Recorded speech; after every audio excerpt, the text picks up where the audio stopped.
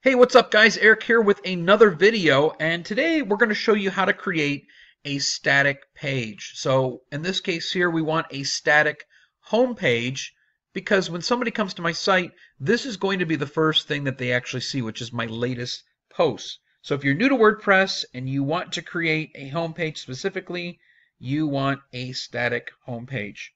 If it's not a static, it is basically just whatever the latest of the posts are. So if you're creating blogs, it will be the latest of the blogs that you're doing.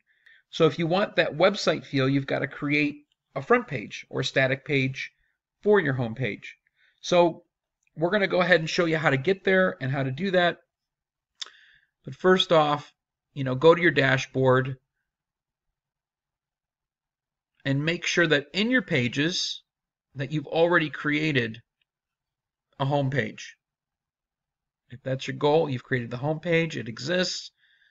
So now what I'm going to do is after I've created the home page, I'm going to go to settings, I'm going to go to reading,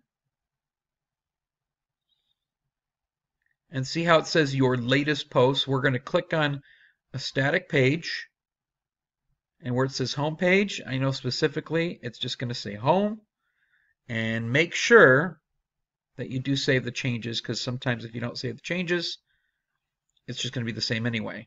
So you have to save the changes. Once we go back, let's visit the site. Now this is the first thing they'll see now.